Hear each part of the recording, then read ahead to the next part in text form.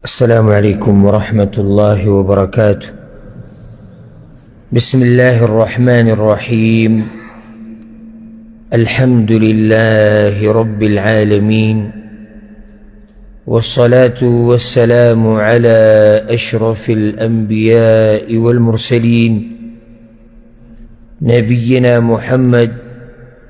وعلى آله وصحبه أجمعين. أما بعد، د امام بخاری رحمه الله په دې مبارک کتاب کې د کتاب الرقاق وضاحت روانو، هغه خبرې چې په هغې سره زړونه نرمیږي. اخرني درس کې موږ باب بیان کړی و چې پیغمبر صلی الله علیه وسلم وایي زه او قیامت موږ دواړه داسې یو ځای راغلي وو لکه څنګه چې دا دوه ګوتې یو ځای دي. مقصد د دې باب د راوړو هغه دا چې د غفلت نه راپاڅېده پکار دي، قیامت را نږدې دی، الله سره مخامخ کېده دي، د هغې دپاره یې دا باب راوړه. پوره تفصیلي خبره په دې باندې شوې وه چې خلک غافله دي د قیامت نه، د مرګ نه، الله سره د ملاقات نه. د هغې نه بعد باب راوړی دی باب من احب لقاء الله احب الله لقاءه. من احب لقاء الله احب الله لقاءه. باب دی په بیان د دې خبره کې چې د چا د الله سره ملاقات خوښي نو الله هم دا خوښوي چې د هغه سره ملاقات وکړي. الله سره ملاقات دا یو داسې موضوع ده چې په دې سره ستاسو زړونه نرم نشي، نو بیا موږ له بله طریقه نه راځي چې په هغې سره بیا ستاسو د زړونو د نرمولو کوشش وکړو. الله سره ملاقات مقصد د زړه نرمول دي، او بله دا چې دننه پکې یو سوال پروت دی چې آیا ته تیار یې الله سره ملاقات ته او که نه. حدیث یې راوړی دی، دا حدیث به ووایو او بیا به خبره کو د الله د ملاقات په باره کې، او الله سره د ملاقات شوق د دې په باره کې به انشاءالله ښه تفصیلي خبره کو که الله وغوښته او وخت و. اولنی حدیث راوړی دی د عباده ابن الصامت رضی الله عنه روایت دی. پیغمبر صلی الله علیه وسلم وی من احب لقاء الله احب الله لقاءه. څوک چې د الله ملاقات خوښوي نو الله هم دا خوښوي چې د هغه سره ملاقات وکړي. ومن کره لقاء الله کره الله لقاءه. او څوک چې د الله سره ملاقات نه خوښوي نو الله هم د هغه سره ملاقات نه خوښوي. الله غني ذات، یو بنده د الله دی، د الله سره ملاقات نه خوښوي او الله یې د هغه سره ملاقات خوښوي، دا خو نشي کېدی. چې څوک د الله سره ملاقات خوښوي او شوق یې ارماني غواړي، الله هم دا خوښوي چې د هغه سره ملاقات وکړي. او بیا د الله د ملاقات معمولي خبره مه ګڼئ چې د یو سړي خوښه ده زه د الله سره ملاقات وکړم او د الله هم خوښه چې د سره ملاقات وي. داسې هسې داسې خو یو جمله ده، خو دا ډېرې غټې خبرې دي. الله سره ملاقات یعنې د هغه رب سره ملاقات د کوم رب چې ته بندګي کې. د الله سره ملاقات یعنې د هغه ذات سره ملاقات چې د ځمکه او اسمانونه یې پیدا کړي دي. الله سره ملاقات د هغه ذات سره ملاقات چې د ټول مخلوق د هغه د طاقت لاندې. الله سره ملاقات د هغه ذات سره ملاقات چې د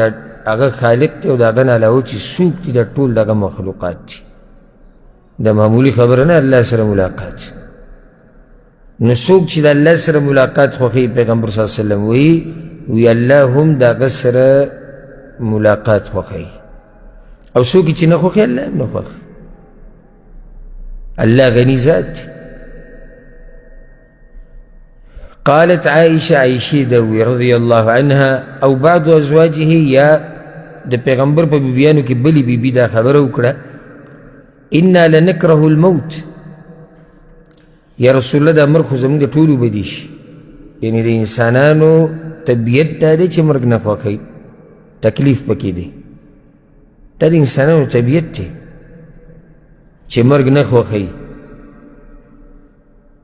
پیغمبر صلی الله علیه وسلم ورته لیس ذاک معنی دغه نه ده، یعنی د هغې ذهن ته دا راوړي چې یعنی څوک چې د الله سره ملاقات خوښوي د مرګ خوښوي، څوک چې د الله سره ملاقات نه خوښوي معنی ده چې د مرګ نه خوښوي. پیغمبر صلی الله علیه وسلم ورته نه خبره دغه نه ده، ولكن المؤمن اذا حضره الموت بشر برضوان الله وكرامته. مؤمن باندې چې کله مرګ د زنکدن د مرګ راشي نو دغه ټیم کې دته زیری ورکړی شي د دې چې الله ترې راضي دی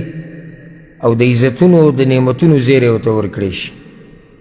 فلیس شیء احب الیه مما امامه. نو کله چې دته دا زیری ورکړی شي د زنکدن کې نو د ده بیا نور سنی خوښ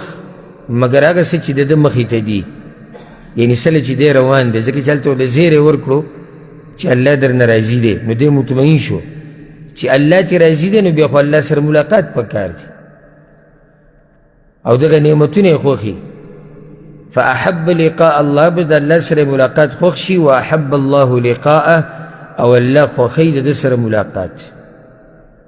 وان الكافر اذا حضر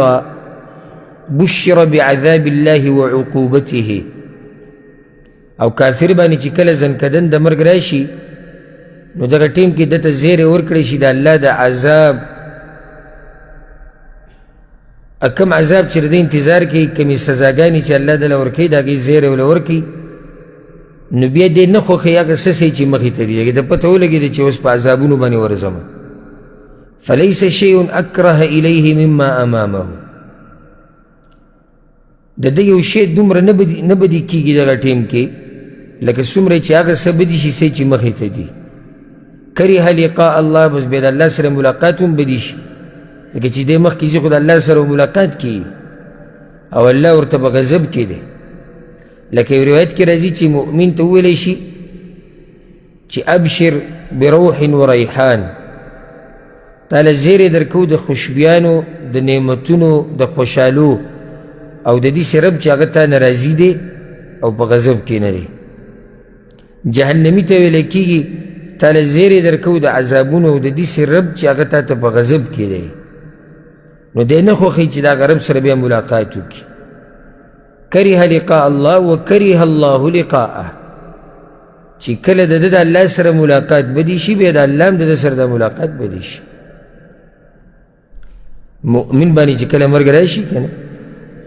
نو دغه ټیم کې دله زیری ورکړی کېږي د الله د رضا او د رحمتونو او د نعمتونو، نو شوق پیدا شي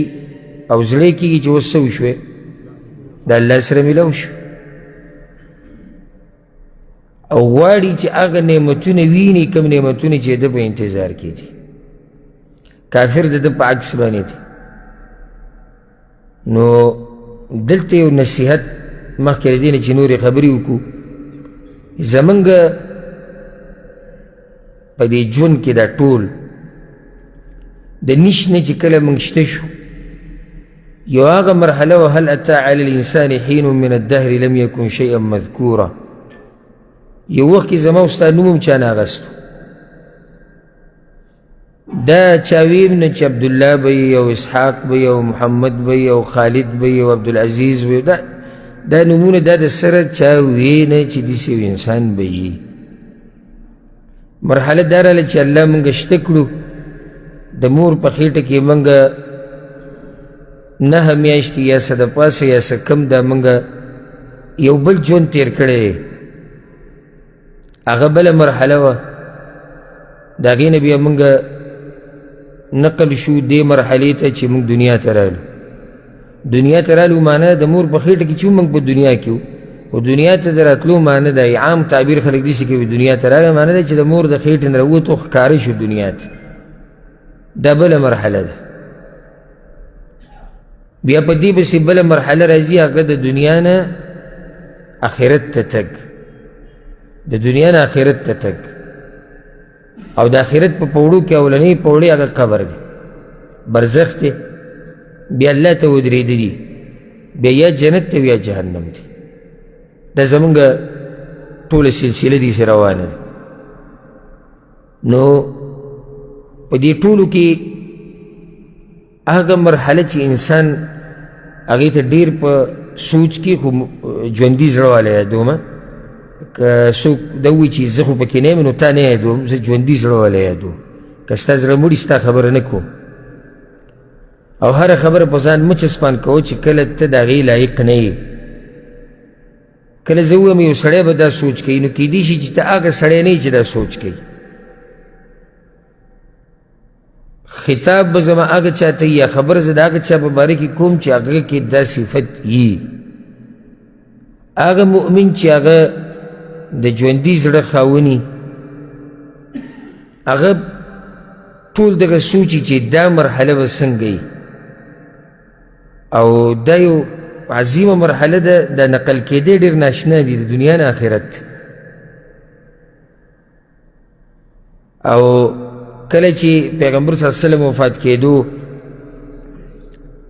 او عایشه رضی الله عنها یو روایت کې هغه تعبیر داسې کې ډېر ناشنا وي کله چې پیغمبر صلی الله علیه وسلم د دنیا نه وتو په آخرت ورننوتو د تعبیر د سړي د زړه سم خوځوي د دنیا نه وتو په آخرت ورننوتو نو دا مرحله په ما او تا باندې هم راځي دا د منځ نه نه د دنیا نه وته په آخرت ورننوته دا ډېره ګرانه مرحله ده او دا ډېره اهمه ده ځکه چې دلته د هر څه پته لګي د سړی مخکې څنګه دی دا پته دلته لګي اوس یو سړی وایي چې د قبر مرحله ده او بیا الله ته ودرېدي ولې دا ګرانې نه دي دې ملګري ته ووایه که ستا مسله ختموي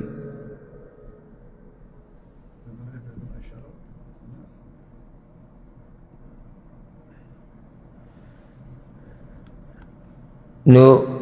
یو سړی حدیث اوس ووایي چې ولې دا قبر دی او برزخ دی او بیا جنت او جهنم دی ولې دا غټه مرحله نه ده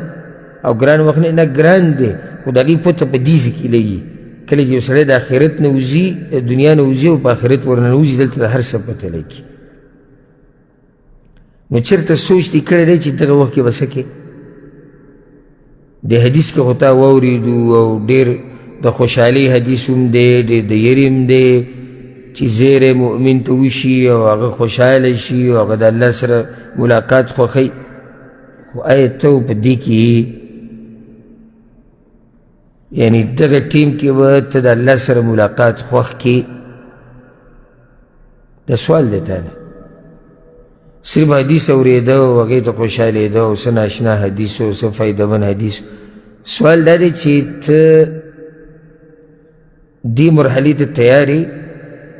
څه دې جمع کړي څه توښه دې سره شتي که نه دا به ما ته وایې چې ما دنیا کړې ده او سهار ځم ډیوټۍ له د شپې راځم او بچي مې دي او ښځه مې زه دغه تا ته توښه نه یادوم دا خو تا کړې ده او سم پکې هوښیار یې او لګیا مې د هغې زموږ نصیحتونو ته ضرورت هم نشته او دومره پې پوهېږي کیدای شي زه ستاسو نصیحتونو ته ضرورت ولرم په دې باب کې کیدای شي زه ستاسو نصیحتونو ته د دنیا په باره کې ضرورت ولرم دومره پې تاسو پوه یې دا ما ته پته زه خبره دا کوم چې دې مرحلې له د الله سره د ملاقات او د ملایک چې به راځي دغه ټیم کې څه به کې هسې کټ کې پروت دي چې ته سوچ دې کړی چې دغه ټیم کې به څه کې چې یوازې ناسې چې دا دې مخې تاسې تېر شوي دي چې وخت به داسې راځي چې ملک الموت به راځي او تا نه به سائلي چېرته دا سوچ دې کړی چېرته دا سوچ دې کړی چې دغه ټیم کې به زما د الله سره د ملاقات خوښېږي او که نه به خوښېږي چېرته هسې کله نه کله پکې دا خبرې هم مخې ته راوله دا خبرې هم مخې ته کړي چې دا ایمان دې لږ برابري صرف دنیا دنیا دنیا دا د سړي زړه کلک کی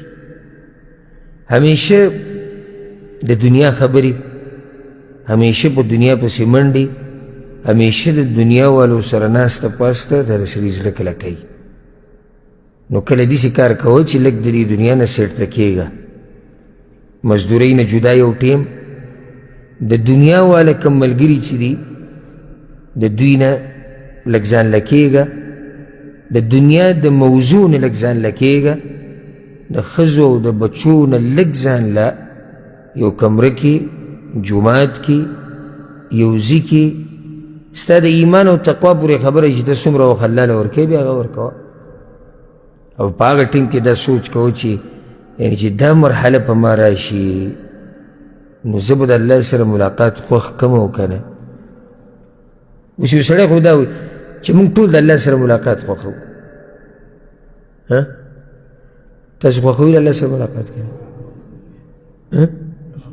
ټول خوښوئ خو دا به کله به خوښېږي نه حدیث کې څه دي نه چې کله دا زیری درته وشي چې الله د ناراضي دی اوس دلته ودرېده پکار ته خو دا خوښوې چې الله سره ملاقات وکړې خو الله به تا نه راځي تا نه به الله راځي تا ته به زیری د دې وشي چې الله تا نه راځي دی نو چې ستا سره به ملاقات خوښ شي سوال دا دی چې دې دپاره ته تیاری کړی دی او که نه که نه په بعضو باندې چې مرګ راشي او الله د بعضو دا خبره کړې ده کومو چې دنیا کې تیاری نه دی کړی او دنیا کې محنت او کوشش نه دی کړی الله څه وایي حتى إذا جاء أحدهم الموت قال رب ارجعوني لعلي أعمل صالحا فيما تركت بس خدام دین اوس یره دم پکاره چې داسې نه چې الله دې نه کړي دي کې څوک الله وایي چې راشي په دوی کې یو تن له مرګ نو دغه ټیم کې چغه وي الله ما واپس کړه دا چې چغه وي چې الله ما واپس کړه خو منه ده چې څه ورسره نشته که نه لعلي اعمل صالحا چې زه نیک اعمال وکړم که چېرته ده سره د نیکو اعمالو توښه وی بیا د دا چغې نه وي خو د نیکو اعمالو توښه ورسره نشتي ځکه د دا چغې دي الله وی يومئذ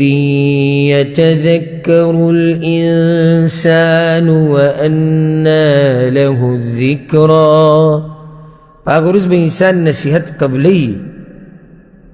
خو نصیحت قبلول الله وی په هغه ټیم فایده نه ورکوي ته خو چې ملک الموت وینې او زه وینم بیا خو موږ هر څه منو بیا خو موږ د قرآن نصیحت به هم منو د پیغمبر هغه به هم منو د مولوي صاحب هغه به هم منو د شیخ صاحب هغه به هم منو هغه ټول یې منو خو وخت به تلی چې جنت مخامخي جهنم مخامخي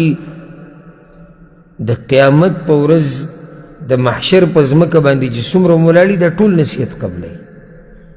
ټول قبلی یوم دا نه وي چې زه نصیحت نه قبلوم ولې ټول قبلی هر شی ولیدو نو فایده نه درکوي اوس ستا څه حال دی د نصیحتونو سره منې دا درسونه دا بیانونه ستا ژوند یې څه بدل کړی دی څه دینداره شوی که نه په کته روان یې څه چل شوی دی تهجد دي شروع کړي دي که نفلي روجې نیسي که علم دي ډېر شوی دی د علم شوق دي دی که نه د الله نه یریدلی ډېرې عباداتو له دې زور ورکړی دی صدقې ډېرې ورکې د الله په لار کې خرچې کې څه کې نصیحت پتا کې څه تبدیلي راوستې او د الله سره خو ملاقات دا خو موږ ته پروت دی که موږ یې غواړو او که موږ یې نه غواړو بله لار هم نشته که نه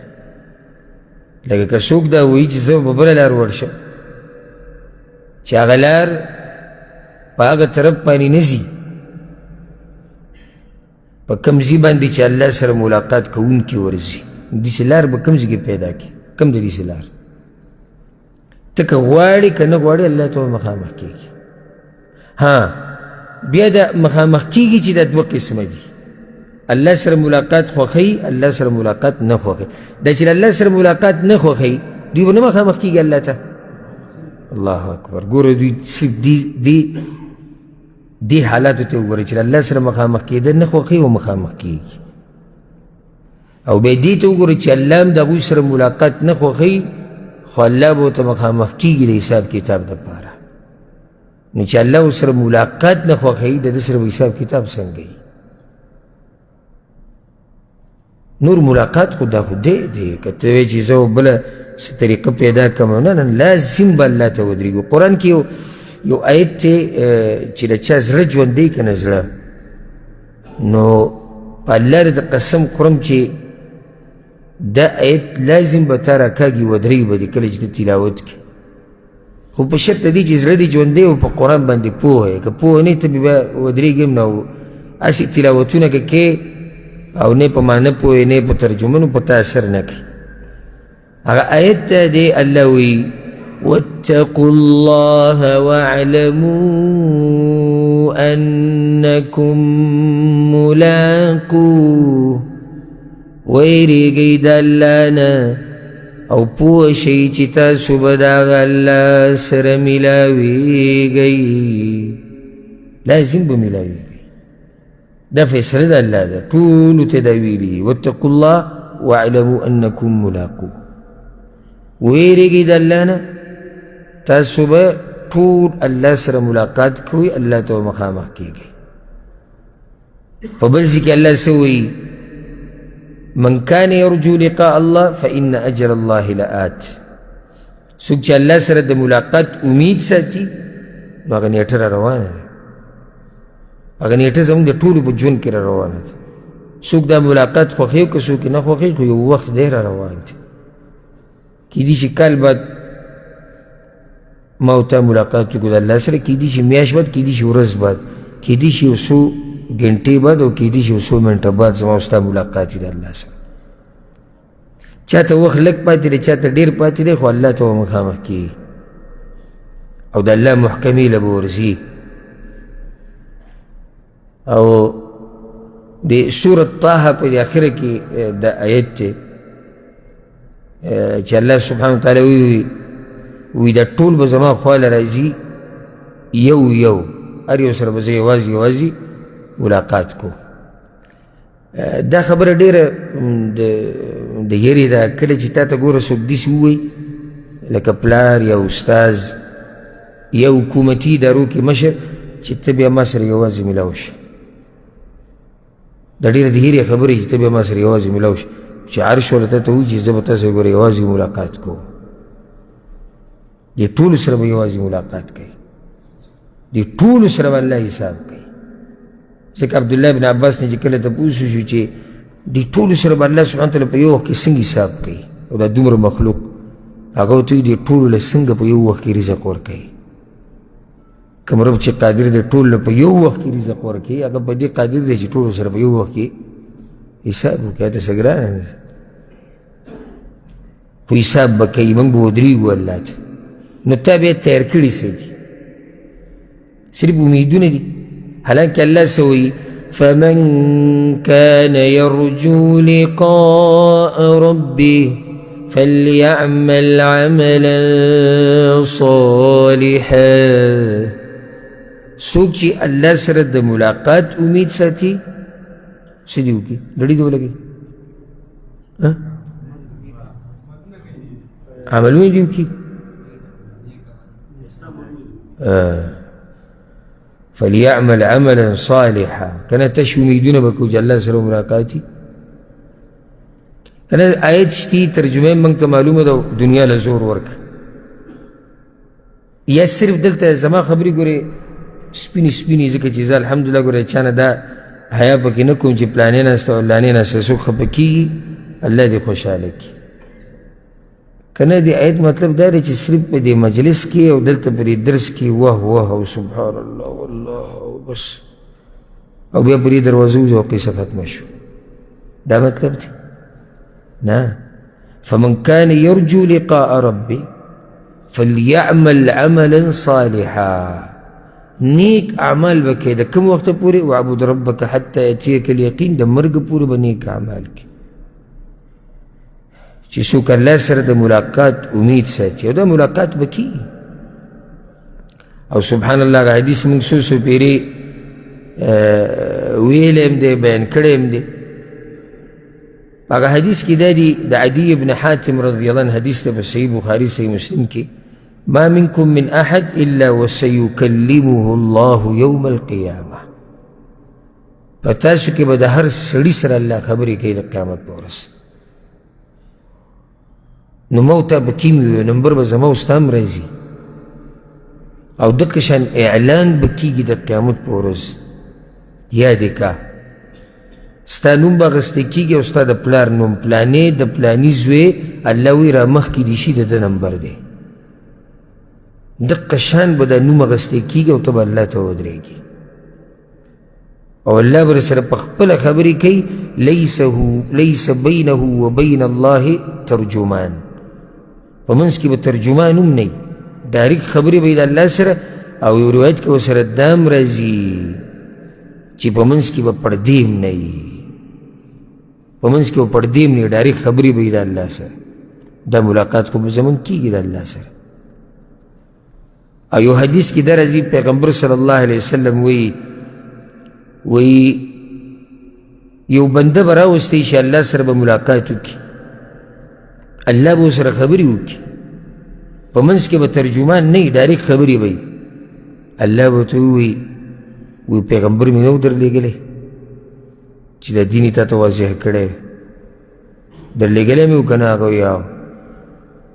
وی مال او بچی نعمتونه د هر څه متل نه و درکړي او وی الله را کړي دي ښی طرف ته وګوري فلا یرا الا جهنم جهنم به ګس طرف ته چې وګوري جهنم به په داسې حالاتو کې د الله سره ملاقات او بیا د الله دیدن او د هغه لیده بل بیا یو نعمت دی اوچت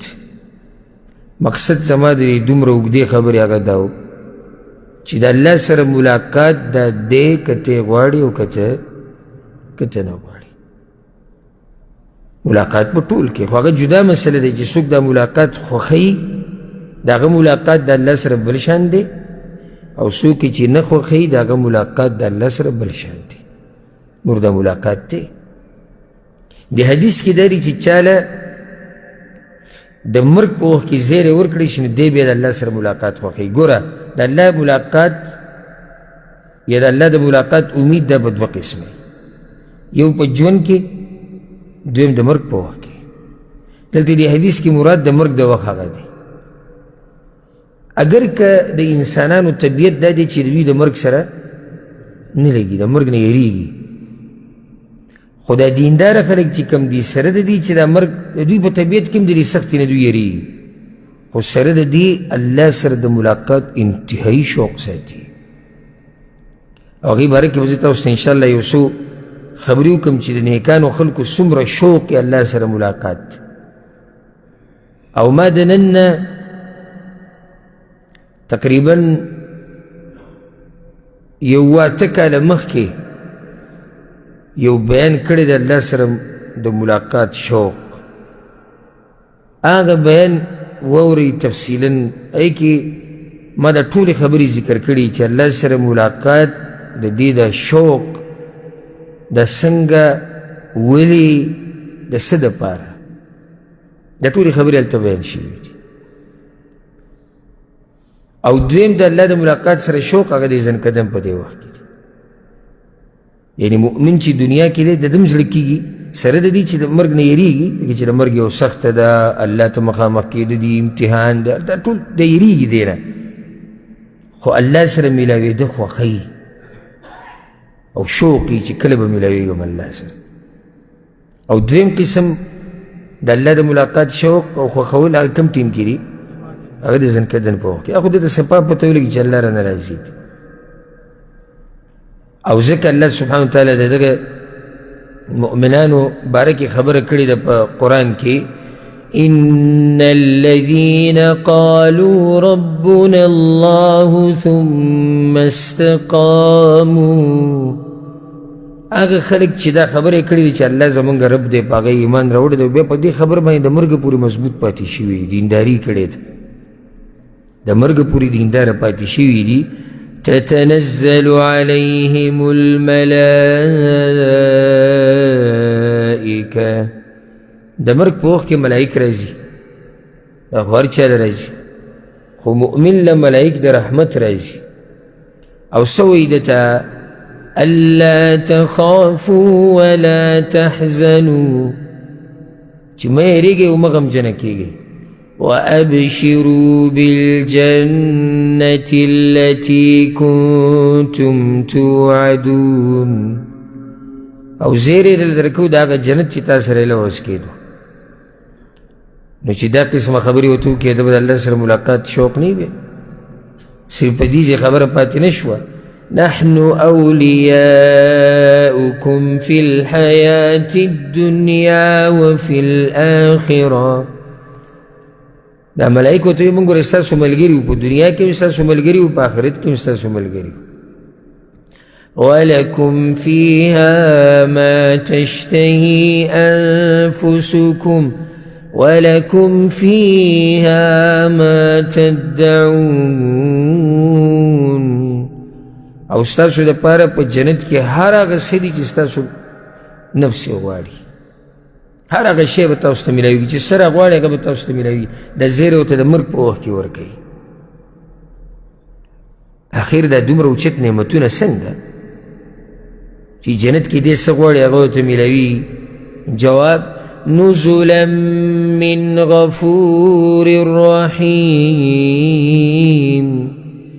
میلمستیا ده د مهربانه بخونکي ذات د طرف نه چې د دې میلمستیا زیری یو مؤمن ته د مرګ په وخت کې وشي د الله سره د ملاقات څومره شوق ساتي او الله هم بیا خوښوي چې د هغه سره ملاقات وکړي خو ګوره مؤمن صرف دې ځای کې د الله سره ملاقات نه خوښوي ما تاسو سره سات مخکې څه وویل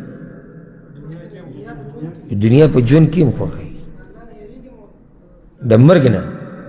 مرګ نه یېرېدو سره سره د دا خوښوي چې د الله سره ملاقات وکړي شوق یې دی او دا راته ووایم ګورې دا شوق نه د الله طرف ته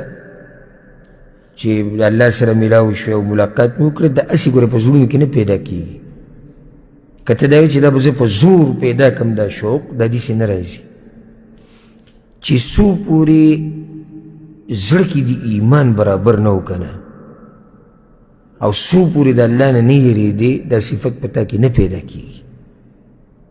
څومره چې په دې زړه کې ایماني دومره دا سړی یعنی توجه په مخه د الله طرف ته شي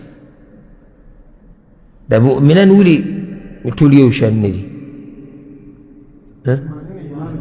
ایمانونه یو شان نه دي زړه کې ته زما په شان نه یې زه ستا په شان نه یم زه د هغه په شان نه یم هغه زما په شان نه یم موږ د هغوی په شان نه یو زموږ په شان نه زموږ او اسمان فرق او زموږ د ټولو رازونه دي او زموږ د ټولو پټې خبرې الله ته معلومې دي دا خو مخامخ ته هم دیندار او زه هم دیندار او ما ته هم پته ده د خپل ځان تا ته هم پته ده د خپل ځان موږ پټ څه کړي د الله دپاره زموږ په زړه کې دننه څه دي څه نه دي دا ټول موږ ته هم معلوم دي او زموږ نه مخکې الله ته معلوم دي ټول یو شان نه یو د الله طرف ته د شوق نه دی د هله پیدا کېږي چې په زړه کې د ایمان او دا یو ناشنا نعمت دی دومره خوند کوي که نه دومره خوند چې کله یو سړی کیني او دا سوچ کوي چې کله به د هغه رب سره میلاویږم د کوم رب چې زه بندګي کوم په دې کې صرف په دې سوچ کې صرف په دې شوق کې صرف په دې امید کې او په دې ارمان کې په دې کې هم د نوی خوند پروت دی خو په دې پوهېږي هغه څوک چې چا کړی دا کار هر کدو کریاله سړی به نه پوهېږي ځکه امام ابن القیم رحمه الله ناشنا خبره کړې ده وی الشوق امام ابن القیم وی الشوق الى الله یا الى لقاء الله. شوق الله سره ملاقات ته وی سفر القلب الى المحبوب. دا د زړه سفر دی د هغه چا طرف ته چې تو سره محبت کړي. د زړه په شوق کې دې ته چې دغه رب سره ملاقات وکړه. خو دا هله چې کله ستا په دې زړه کې دننه ایماني کوي. او څه ناشنا خبره دې بعضو علماو کړې ده، وی الله ته پته و چې زما دا ملګري د دینداره د نیکان مؤمنان به شوق لري ما سره د څه د ملاقات. د الله ته پته وه، ځکه چې الله ته دا هم پته لري چې یو شی نشته چې دی نو دی به څنګه د الله ته پته. الله ته د مخکې نه دا پته وه چې زما داسې بندګان به وي چې هغوی به د څه شوق ساتي، ما سره د ملاقات. او د هغوی زړونه بغیر د دې ملاقات نه په ارام کېږي. نو د هغوی دپاره دا آیت نازل کو چې د دوی د زړونه پې مطمئن شي. من كان يرجو لقاء الله فإن أجل الله لآت. څوک چې د الله سره د ملاقات امید ساتي نو الله ویني ټره روانه ده. د آیت الله صرف دغه خلکو دپاره نازل کو چې الله ته پته لري چې دوی ما سره د ملاقات امید ساتي، نو الله د هغوی د زړونو د مطمئن کولو دپاره او چې زړونه یې په ارام شي او خوشحاله شي، د هغوی دپاره الله دا خبره وکړه وایي دغه نیټه را روانه ده، تاسو به ما سره میلاو شي. نو الله سره ملاقات او د هغه سره د ملاقات ته شوق د مؤمنانو په زړونو کې دیندار خلکو. مؤمنان بار بار ویلو ته ضرورت نشي چې کله موږ مؤمنان مسلمانان وایو ټول یو شان نه وي. په دې کې مراد هغه اوچتې مرتبې وله مؤمنان او مسلمانان. لکه پیغمبرانو له راشي، شروع به د پیغمبرانو نه وکړو. یو مثال دوه چې پیغمبران څومره شوق ساتي الله سره د ملاقات، او د پیغمبرانو نه به زیات څوک شوق ساتي؟ څوک به نه. یوسف علیه السلام وړوکی و، ژوند یې شروع شو د هغه کیسې نه چې پلار ته وایي ما خوب لیدلی دی، بیا روڼو بوتو، بیا کوهي ته ګزار کړو، بیا قافلې د ځان سره بوتو، بیا غلام شو، بیا زلیخې سره مسله راغله، هغې پې بهتان ولګو، بیا جیل ته راغی، یو څو کاله جیل کې پروت و، بیا راووتو، بیا د مصر په تخت باندې کېناستو، یو اوچت شان او مقام او د هر څه ورته میلاو شو. د خزانو مشر شو، د مصر د خزانو مشر شو. دا ټوله مرحله په یوسف علیه السلام باندې تېره شو. هغه صبر کو، هغه شکر کو په هر حال کې. خو دا قیسې ختمه په څه شوه؟ یعنی یوسف علیه السلام چې کله کوهي ته ولیدو دغه ټیم کې هغه دا نه دي ویلي چې یالله یعنې د مرګ خبره یې نه ده کړې چې زه یې د کوهي نه وځم. چې کله غلام شو دا خبره یې نه ده کړې، بهتان پې ولګوي نه. چې کله دا هر څه ختم شو، د دغه سختونه الله راوویستو او د دنیا دا نعمتونه یې ولیدو، نو څه وایي؟ ربي قد آتيتني من الملك وعلمتني من تأويل الأحاديث. اے رب تا خو ماله ناشنا بچهی را کړې ده، د خوبونو په تعبیر تا زه پوه کړی یم. فاطر السماوات والأرض، ته پیدا کوونکی د اسمانونو د ځمکو یې. أنت ولي في الدنيا والآخرة، ته زما ملګری په دنیا کې او په آخرت کې. څه وایي دې دپاره مې د آیت ووایي توفني مسلما وألحقني بالصالحين. یا الله مسلمان مې مړ کوئ. دلته علما لیکي وي شوق یې پیدا شوی چې نور د دې الله سره ملاقات وشوی، میلاو شو. نو ځکه په دې دعا کې دا وایي الله مسلمان مې مړ کړه او د نیکانو خلکو سره مې میلاو کړه. والحقني بالصالحین، دا د پیغمبرانو شوق دی، الله سره د ملاقات د الله طرف ته. موسی علیه السلام الله راغوښتی و کوم ځای ته؟ کوی تور ته. څه دپاره؟ ولې ملاقات؟ تورات دپاره. د تورات ته ورکولو دپاره الله هغه راغوښتي او یو وخت مقرر کړی شو چې ته به هلته راځي او هغه پاکې وادۍ ته لاړ او چې کله هلته ودرېد هسې یعنې سړی سوچ وکړي که نه چې کله د موسی علیه السلام دې غر له ورغلی او د الله سره خبرې کړي د الله د اواز یې اورېدلی او خبرې څومره اشنا د هیبت نه ډک موقف دی یعنې په ده به څومره لوی هیبت راغلی چې الله ورسره په خپله خبرې کوي ولما جاء موسی لمیقاتنا الله وی کله چې راغی مقرر وخت له موسی علیه السلام وکلمه ربه الله ورسره خبرې وکړي اوس د الله سره خبرې ډایرک او د الله دا خبرې چې موږ په قرآن کې اورو څومره خوږې دي نو چې بیا دغه الله ډایرک لیږي او به څومره خوند کوي دا خبرې دي دا قرآن دی سره پاسه 1400 کاله وشي او خونې زیاتېږي او زیاتېږي که موږ یو پاڼه د قرآن 10,000 پیرې تلاوت کړو که نه او بیا یې وایو نو داسې ښکاري لکه دا چې اول پیره وایو دومره خوند راله راکوي او وګوره دې علماو ته او هغه قاریانو ته چې هغه په قرآن باندې عاملین دي دوی د قرآن په مخه وایي دوري دي او تفسیر دی او درسونه دي او مراجعه ده او شیخ الاسلام ابن تیمیه رحمه الله د مرګ په وخت کې دا وایي ارمان چې ما دا ټول علمونه پرېښودی او دا وخت مې ټول قرآن له ورکړی یعنی دا شیخ الاسلام په کوم وخت کې وایي د مرګ په وخت کې وایي یعنی ده چې دا کوم وخت ورکړی دا ده ته پوره نه ښکاري ټول ژوند قربان د الله د کتاب نه او د پیغمبر صلی الله علیه وسلم د حدیثونو نه د مرګ په وخت کې ارمان وایي چې دا ټول ژوند مو له ورکړی دا نور علمونه مې ته بلکل ویستی وي دا د الله خبرې دي چې څومره یې وی خوند زیاتوي څومره یې وی خوند زیاتوي نو چې هغه الله سره موسی علیه السلام ډایرک خبرې کولې او الله ورسره ډایرک خبرې کولې څنګه چې د هغه د شان سره ښایي نو څومره خوند به یې کو ځکه امام حسن بصیر رحمه الله وی هاج به الشوق الله اکبر تعبیر د هغه وی موسی علیه السلام لګیا و د الله سره خبرې کولې سیلۍ پرې راله سیلۍ د شوق سیلۍ د شوق هاج به الشوق سیلۍ پرې راله نو د سیلۍ د شوق د الله طرف ته نو وی بې اختیاره یې د خولې نه ووتو ربي ارني انظر الیک یا الله ځان راته راښکاره کوې به دی نه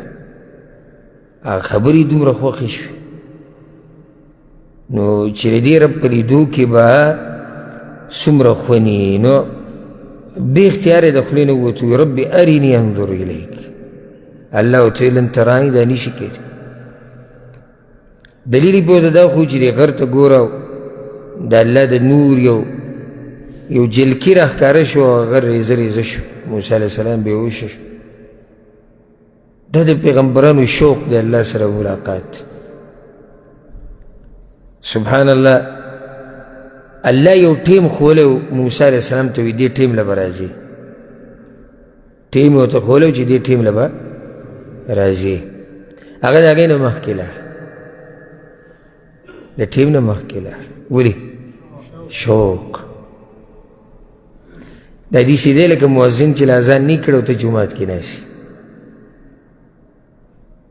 دا به ښکلی مثال دی دا داسې دی لکه مؤذن چې اذان نه کړی او ته جومات کې ناستې درس لا شروع شوی نه وي جومات خالي او تا پکې ځان له ځای نیولی مجلس ته علم لا لګېدلی نه او تا پکې ځان له ځای نیولی منګه چې به کله یعنی هغه وخت چې کله به معهد ته او جامعې ته او دغې ته تلو نور خو د مرګه پورې موږ دا علم زده کوو نو دې خبرې به ډېره مزه کولی چې څوک به دا اولنی ځای نیسي نو زمونږ د بعضو شیخانو درس به د مازدیګر د منځه نه بعد او دا په خپله زه پې کوم، زه خپله قصه کوم. نو د نسیمې طرف ته یو جومات کې درس و، د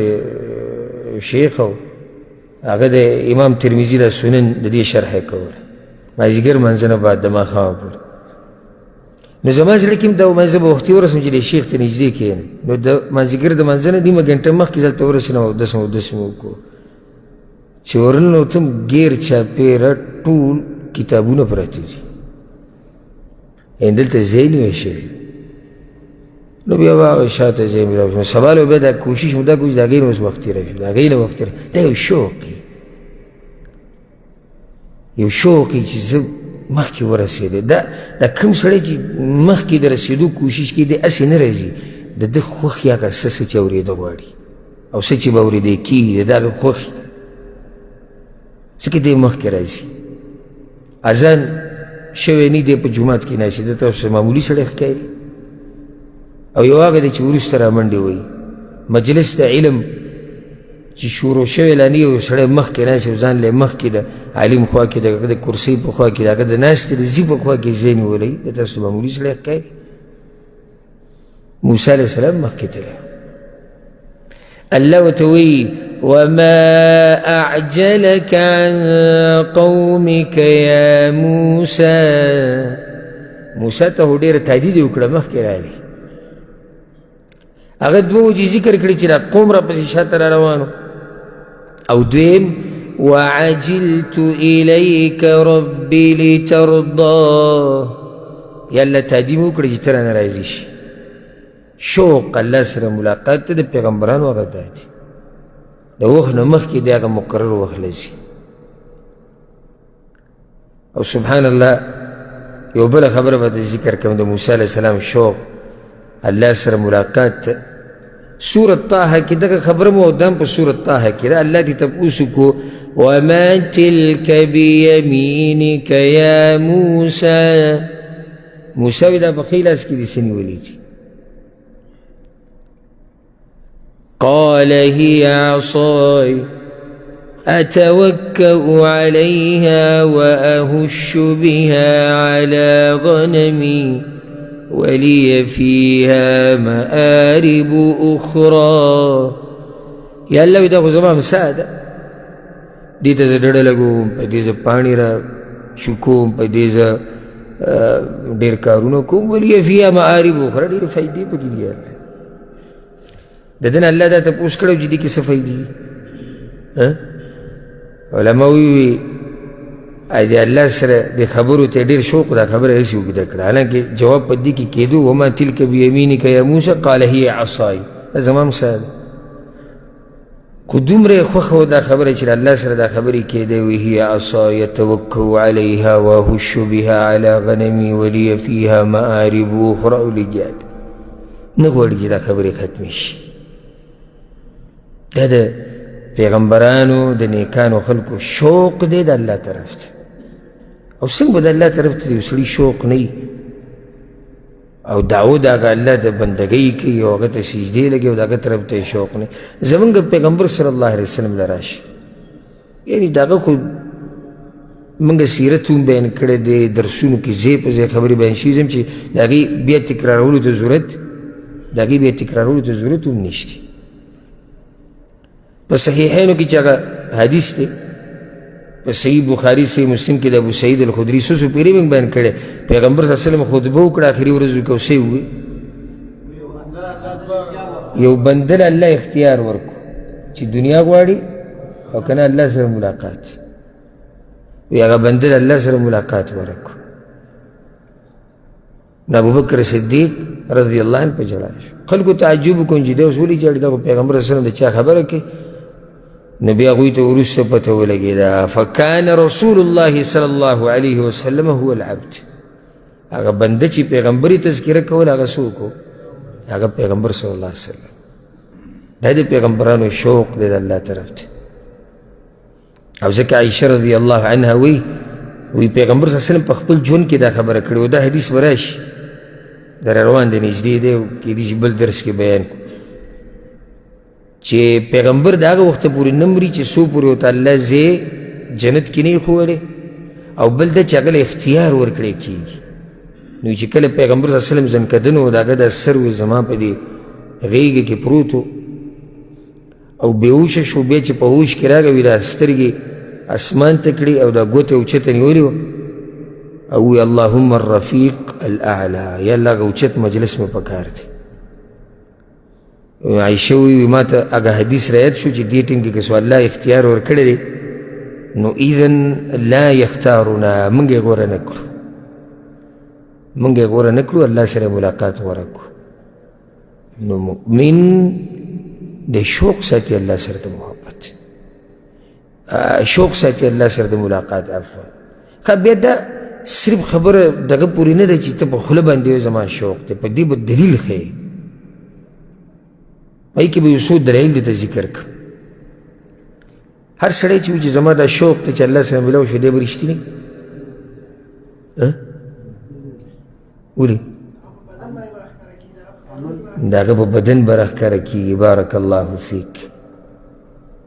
دا خو ټول چې څومره مسلمانان دي کلمه ګو دي هغه ټول وایي موږ سره الله سره ملاقات، موږ څه کوو؟ وایي موږ الله سره ملاقات شوق دی، خو یا رښتیني دی او یا دروغجن دي، که نه ټول رښتیني دي. نه دې کې به داسې نه چې هغه د دعوې تشه دعوه د دلیل به ورسره نشته، ښکاري داسې نه. دا صرف په دې نه چې زما شوق دی والله سره ملاو شو سبحان الله، نه نه دا نه ده. ته به سخې، ته به رښتینی یې په دې شوق کې، د زړه د کومې نه به ستا دا شوق وي. خو دلته دا فایده ده کې چې د شوق مطلب دا نه چې دنیا پرېښوده. نیکان خلک دنیا هم کوي خو دنیا دومره کوي چې دا شوق وله نه ګډوډ کوي. او زه بار بار دا خبره کوم، دنیا د نیکانو خلکو په کنټرول کې، هغوی د دنیا په کنټرول کې نه وي. او کله چې موږ غواړي که نه د دنیا دله تاوی راتاوي، دنیا هغوی نشي تاوالی راتاوالی. مثال لکه یو سړی د اذان وشو هغه په کار کې لګیا، دا کار دله په دې ځي ودروي، دا هر څه دله ختموي، ځي منزله د درس ټیم دی، دا ځي زما درس ټیم دی، نه کار دی، کار هر څه پرېږده، دنیا دی، بچي دی، هر څه د هر څه سیټ ته. دا هغه سړی دی چې دنیا یې په کنټرول کې دی. نو مؤمنان دنیا هم کوي سره دی چې شوق یې الله سره د ملاقات، خو دنیا یې په کنټرول کې، دنیا ولا دا شوق ګډوډ کوي نه، دومره کوي څومره چې ضرورت دي. ښه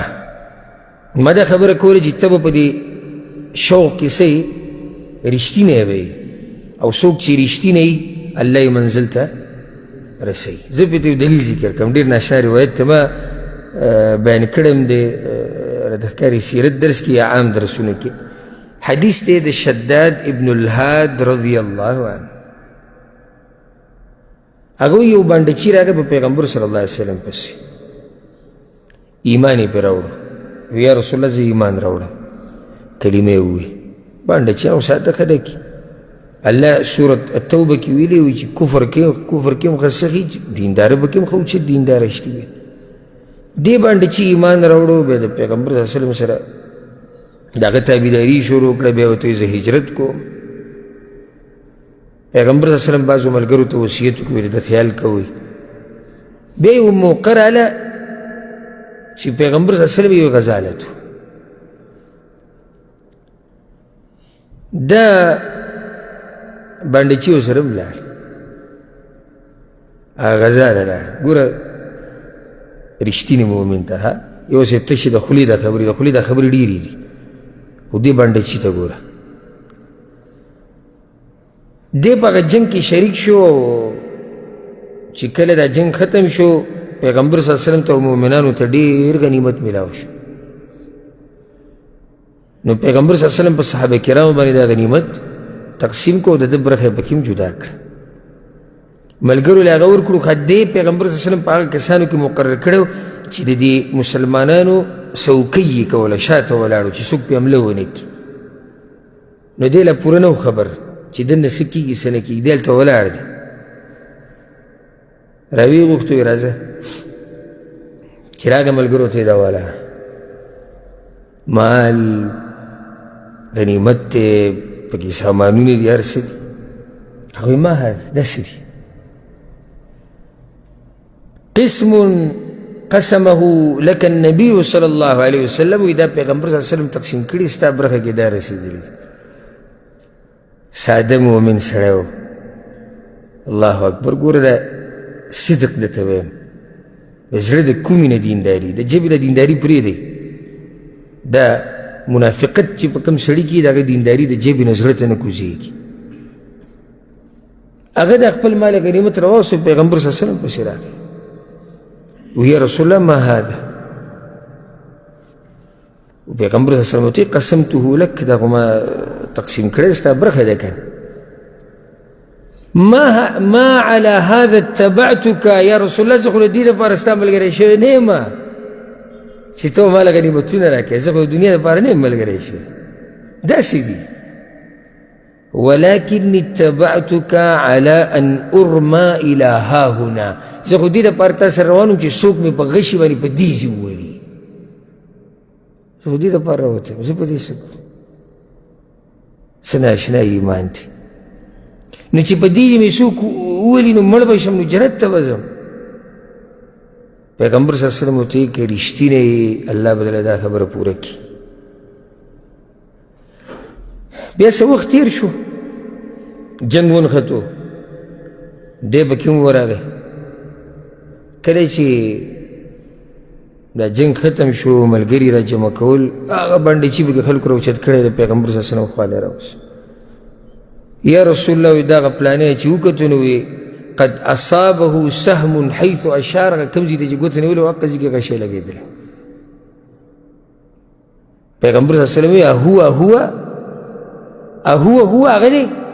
هغه باندې چې دی وی نعم یا رسول الله هغه دی وی صدق الله فصدقه الله سره رښتینی وي الله هم رښتینی کړو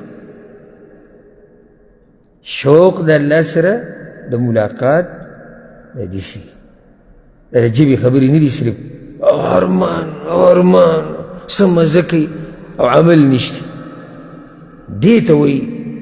رښتینی مؤمن پیغمبر صلی الله علیه وسلم هو هغه دی بیا پیغمبر صلی الله علیه وسلم یو چوغا اچولې وه ملګرو ته یې دا تې تاو کوي قبر کې چې ږدي دا تې تاو کوي هغه یې تې تاو کړه او په هغې کې کېښود او پیغمبر صلی الله علیه وسلم پې جنازه م وکړه او دا مثلا مخکې ذکر کړی دی چې شهید باندې جنازه کول او نه کول دواړه جایز دي موږ د مشکات په درسونو کې دا خبره تفصیلا ذکر کړې ده وی پیغمبر صلی الله علیه وسلم بیا کېښودو مخې ته الله اکبر او کفن شوی دی په څه کې د پیغمبر صلی الله علیه وسلم په چوغه کې پیغمبر صلی الله علیه وسلم کېښودو امامتي پیغمبر صلی الله علیه وسلم کولی وي صحابي وی پیغمبر صلی الله علیه وسلم دعا غوښته وي ما واورېده وی چې اللهم هذا عبدک یا الله دا ستا بنده دی خرج مهاجرا فی سبیلک او ستا په لاره کې هجرت کوونکی وتی دی فقتل شهیدا انا شهید علی ذلک او ستا په لاره کې شهید شوی دی او زه پې هم ګواه یم دا حدیث امام نسایي راوړی دی څه فایده دی حدیث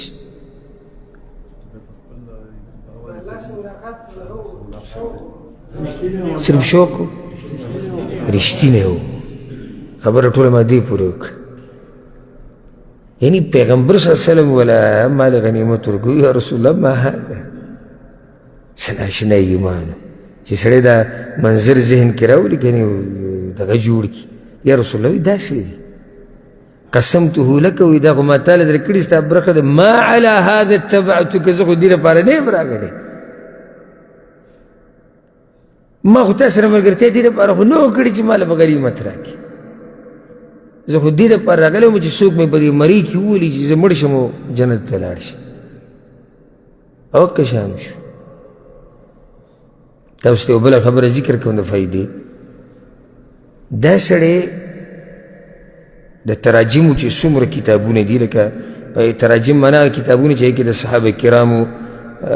باره کې خبره شوي نوم یې دا او د پلار نوم یې دا او بیا د تابعینو بیا د علماو دې ته وایي کتب التراجم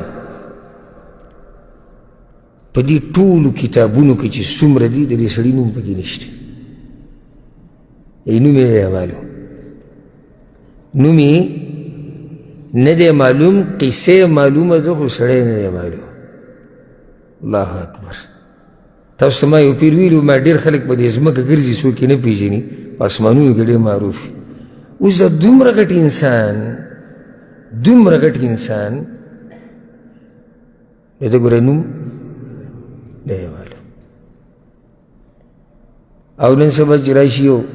چېرته چا له یو 10 ریاله ورکړي نو هغه به چې بیا خپله کومه تذکیره کوي او کوم تصویران، او که چېرته یو نصیحت یې وکړو یا که چېرته کتاب یې ولیکو یا که الله پس په خپله یې بیانوي او جو موږ دا وکړو، موږ جو تهجد او موږ جو او جو هغه سره او د ده سره ټول هر څه به یاد کړي. چې دا څومره غټه واقعه ده، خو د دې سړي نوم نه یې معلوم دی چا ته؟ الله ته معلوم دی. بس پوره وه، الله ته معلوم دی څوک دی څوک نه دی، څه یې غوښتو څه یې نه غوښتو، هغه الله ته پته وه. الله ورته هغه څه ورکړو څه چې ده غوښتو. نو ما خبره دې پورې کوله چې د الله سره د محبت شوق دا صرف داسې نه چې یعنې په خوله باندې، بلکې دا به رښتینی شوق او بل په تا باندې مس علامات. لکه یو علامه د هغې دا ده، وایي کوم خلک چې الله سره د ملاقات شوق ساتي په دنیا کې، دوی به د الله سره محبت کوي د هر چا سره د محبت نه زیات. دویمه نښه یې دا ده، څوک چې د الله سره د ملاقات شوق ساتي دی په دې مخلوقاتو کې د الله په دې کې سوچ کوي، ځکه چې د دې د لاسه ورته الله رایادېږي نو شوق یې ډېرېږي. دی چې د الله طرف ته دومره شوق ساتي خو هم دې د لاسه چې دی د الله په قدرتونو کې او مخلوقاتو کې څه کوي؟ سوچ او فکر کوي. دغه شان د الله د کتاب سره به د وخت ډېر تېرېږي. او دا کیدی شي چې یو سړی د الله سره د ملاقات شوق ساتي او د الله د کتاب سره محبت نه ساتي. څوک چې په چا باندې مینې او چا سره محبت کوي دا خبرې پې هم ډېرې خوږې لګي. هسې په ورځ کې تاسو څو پیرې قرآن اورئ؟ څومره اورئ او څومره یې وایئ؟ که زه تاسو نه تپوس وکړم، فیسبوک ډېر ګورئ که قرآن؟ ټیک ټاک ډېر ګورئ که تلاوت ډېر اورئ؟ درسونه ډېر اورئ که هسې پالتو جاخې دا ګورئ په نیټ کې؟ اواري خو سره چې مې راوځي درسونه پکې ګورو، دا بعضو دا بانه جوړه کړي موږ پکې وایي چې درس ګورو. زه حیران یم چې ټکی وله نه ورځي، ایمان یې نه زیاتېږي، د ایمان اثرات پرې نه ښکاري، خو موبایل د څه لپاره دی؟ دا څنګه درسونه دي چې ستا ژوند بدل نه شو؟ دا څنګه د دیندارۍ دعوت کې او یا قشنبل کې روانې په کته مخکې ښیو. نو که چېرته د الله سره په محبت کې رښتینی یې، بیا به د هغه د کلام سره هم ستا محبت وي. پیغمبر صلی الله علیه وسلم د الله دا خبرې دومره خوښې وي چې عبدالله بن مسعود ته څه وي؟ وی وایه هغه ورته یا رسول الله موږ به ستاسو په مخ کې وایي زما دا خوښه ده چې د بل نه یې واوره. یعنې صرف په دې اکتفا نه ده، دا قرآن په پیغمبر نازل شوی دی، خو دومره پې مین دی په دې قرآن چې بل څوک یې ووایي زه یې بیا واورم او زه یې بیا واورم او زه یې بیا واورم. او صرف واقعه دغه نه ده عبدالله بن مسعود، بلکې بله واقعه د ابو موسی اشعري رضی الله عنه روایت دی. پیغمبر صلی الله علیه وسلم ورته وایي یو ورځ ابو موسی ته وایي که پرون دې زه لیدلی وای د شپې ما ستا تلاوت ته غوږ ایښودی وایي